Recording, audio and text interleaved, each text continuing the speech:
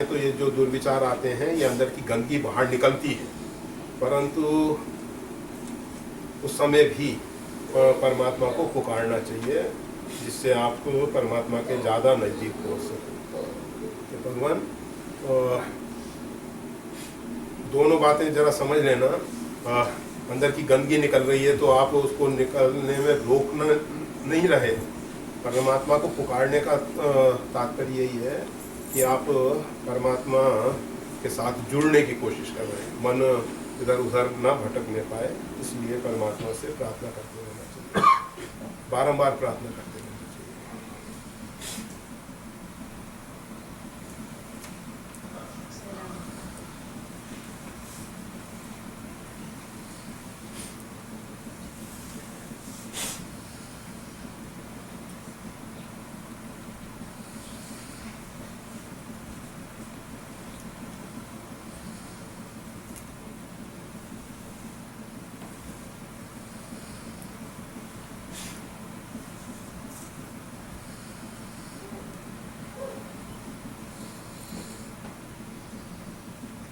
हमने सोचा था कि 10 बजे ऊपर चले जाएंगे तो रूम में, परंतु अभी बैठे हुए।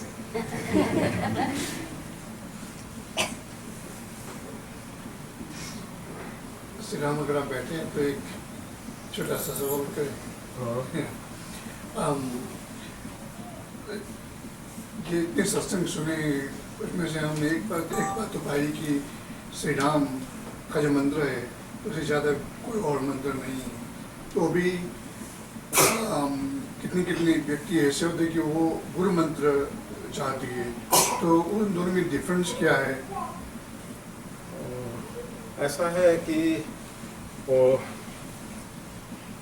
श्री राम नाम जो है, महामंत्र जो ही जपत महेशु काशी मुक्ति हेतु उपदेशु। भगवान शंकर जो हैं श्याम श्री राम नाम का जप करते रहते हैं। तुम पुनि राम राम दिन राति सादर जपो अनंगा राति।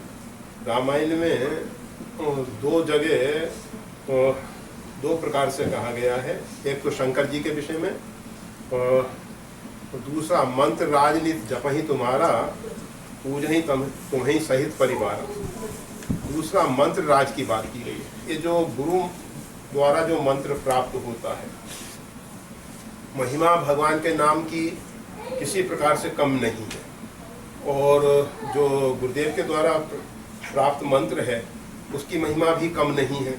दोनों में किसी को छोटा बड़ा कहना अच्छा नहीं है, और फिर भी परिणाम दोनों में लगभग समान आएगा। अगर श्रद्धा नाम के प्रति है तो फिर भी भगवान ने ही एक ऐसी मर्यादा बना दी है, मोते अधिक गुरु ही जिए जानी, और मतलब भगवान से भी गुरुदेव को ज़्यादा महत्व दिया जाए, और ये भगवान की बनाई हुई मर्यादा है।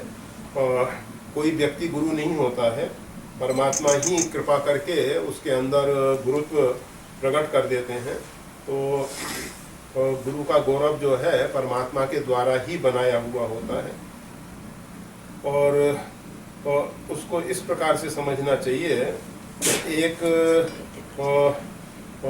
हमारे यहाँ विवाह की भारतीय पद्धति है जिसमें अग्नि की साक्षी में अग्नि के प्रदक्षिणा करके गठबंधन होके पानी ग्रहण संस्कार किया जाता है।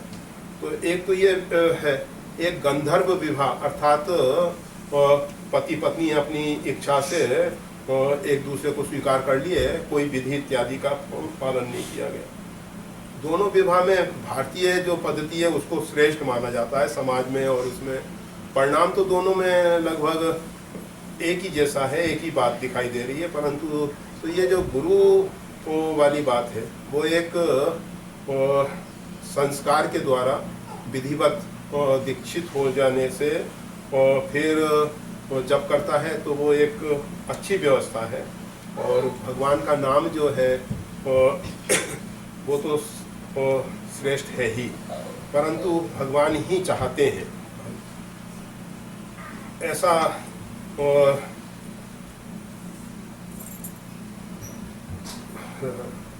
सुनने को मिला है कहाँ तक सत्य है वो भगवान जाने, कि नारद जी जो हैं वैकुंठ में जाते थे, वैकुंठ में जाते थे तो भगवान जो हैं नारद जी के जाने के बाद उस स्थान की सफाई करवा देते थे। एक दिन नारद जी को ये बात मालूम पड़ गई कि कुछ लोगों ने बता दिया होगा, भगवान के परिकरों में से किसी ने, भक्तों ने बता दिया कि आपके जाने के बाद तो आपके स्थान को धोया जाता है, सफाई की जाती है। नारद जी ने भगवान से जाके निवेदन किया कि भगवान मेरे में ऐसी कौन सी कमी है, मेरे में ऐसी कौन सी अपवित्रता है जिसके कारण मेरे जाने के बाद उस स्थान को धोया जाता है। तो भगवान मुस्कुराए और कहने लगे कि भाई तुमने अभी गुरु नहीं किए, इस कारण से वो स्थान अपवित्र हो जाता है, इसलिए मैं चाहता हूं कि कहा भगवान आप ही हमारे गुरु हैं। नहीं नहीं, तो आप आज्ञा दीजिए किसको हम गुरु करें। नारद जी ने प्रश्न किया, भगवान से निवेदन किया कि आप आज्ञा दीजिए कि हम किसको गुरु करें। का प्रातः काल गंगा के किनारे जो भी व्यक्ति मिल जाए उसको गुरु कर ले। नारद जी गंगा जी के तट पे पहुंचे, एक मछली मारने वाला जाल फेंक रहा था। भगवान ने कहा जो भी पहले मिले, और पहले तो यही महाशय मिले, अब क्या किया जाए। ठीक है, उनसे कहा गए, मछली मार से कहा गया कि आप हमको तो शिष्य बना लीजिए। नारद जी कह रहे अरे बाबा क्या बात कर रहे हो, आप उच्च कोटि के महापुरुष, मेरे शिष्य। नहीं नहीं, भगवान की आज्ञा है, भगवान ने ऐसा आदेश दिया है, तो ऐसा ही होगा। फिर नारद जी जब वहाँ पहुँचे तो भगवान ने पूछा, कहो नारद गुरु कर लिया। अब भगवान कर तो लिया पर मछली मारे, ऐसा उनके मन में। भगवान ने कहा तुमने गुरु का अपमान कर दिया। गुरु ऐसा है, अर्थात निम्न स्तर का है। अब तुमको 84 लक्ष्य में भटकना पड़ेगा। महाराज इससे तो कैसे छुटकारा होगा वो भी आप बताओ। ताकि वो तुम्हारा गुरु ही बताएगा, जाओ उसकी के पास। फिर नारद जी उसके पास पहुंचे कि भाई मैंने आपके प्रति ऐसा भाव रख दिया कि आप मछली मारने वाले हैं, और ऐसा ऐसा दुर्भाव मेरा आपके प्रति हुआ, उसके कारण मेरे को 84 लक्ष्य शरीर धारण करने पड़ेंगे, बड़ी परेशानी में फंस गया हूँ, इससे आप मेरे को मुक्त करो। भाई मैं तो 84 लक्ष्य भी नहीं जानता कौन कौन से हैं। जाओ भगवान से पूछ के आओ कि 84 लक्ष्य कौन कौन से, उनकी एक लिस्ट तैयार करवा के लिया। फिर गए भगवान के पास, भगवान से पूछा कि भगवान वो 84 लक्ष्य मेरे को जहाँ भटकना है उनकी लिस्ट तो दो, सूची तो दो आप एक। भगवान ने तुरंत तैयार रहती है भगवान के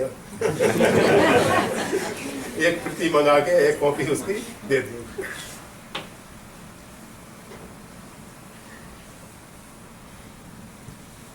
लेके फिर अपने गुरु के पास आए, ये है साहब।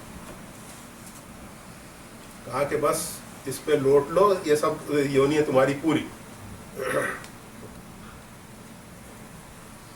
फिर भगवान के पास गए, भगवान उन्होंने ऐसा ऐसा कहा। ठीक है, जो अगर उन्होंने ऐसा कहा तो ये तुम्हारी 84 लक्ष्य पूरी हो गई। ठीक है, तो कहने का यहाँ सिर्फ हमने कहा ना पहले ही सुनी हुई बात है, परंतु उसके पीछे जो प्रेरणा है उसको ख्याल रखना चाहिए कि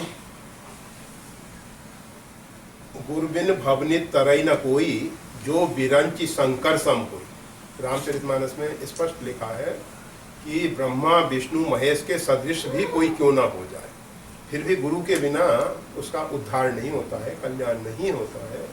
इसलिए गुरु करना चाहिए, और गुरु प्रदत्त मंत्र जो है उसको जिस प्रकार की विधि बताई गई है उस विधि से जपना चाहिए। वैसे नाम की महिमा बहुत अधिक है और उसमें कोई विधि निषेध नहीं है। शुचिवा अशुचिवा मतलब पवित्र हो अपवित्र हो कैसी ही स्थिति में नाम जप किया जा सकता है, परंतु मंत्र के विषय में ऐसा नहीं है। मंत्र के विषय में विधान है कि आसन से बैठ के इस प्रकार से पवित्रता पूर्वक ही जपना चाहिए। फिर भी समाधान इस प्रकार से है, दोनों कार्य करने चाहिए।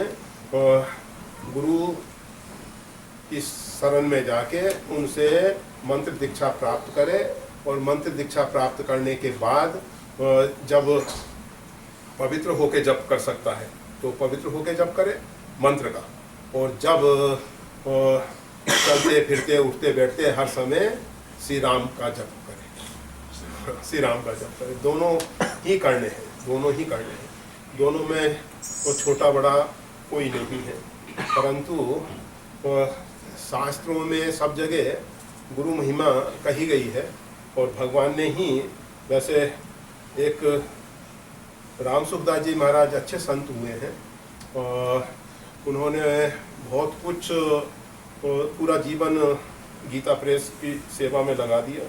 फिर गीता प्रेस गोरखपुर, और उसके बाद वो फिर संत ही रहे, संत वेश में और संत के रूप में सेवा करते हुए उन्होंने शरीर का प्रारब्ध भी पूरा किया। तो उन्होंने एक पुस्तक निकाली कि गुरु नहीं करना चाहिए। अब उसमें दलीलें दी गई थी क्यों नहीं करना चाहिए। वैसे वो स्वयं गुरु के कृपा पात्र थे। तो उन्होंने कहा, उसमें मुख्य बात जो हमको समझ में आई कि अगर हम गुरु करने के बाद, अर्थात जिनको गुरु रूप में स्वीकार कर लें, उसके उपरांत उनकी आज्ञा का पालन नहीं करते हैं, उनके बताए हुए मार्ग पे नहीं चलते हैं, तो वो भयंकर दोष होता है। और उस दोष में ना पड़े, अगर गुरु करें तो गुरु आज्ञा का पालन करें, गुरु के बताए हुए मार्ग पे चलें, तभी गुरु करें, अन्यथा गुरु ना करें, वो अच्छा है। तो इस प्रकार से उसका तात्पर्य है। तो मतलब गुरु ना करने के संदर्भ में नहीं है, क्योंकि उन्होंने स्वयं किया है, परंतु वो किसी को शिष्य नहीं बनाते रहे और उनके साथ बहुत से तो साधक रहते थे।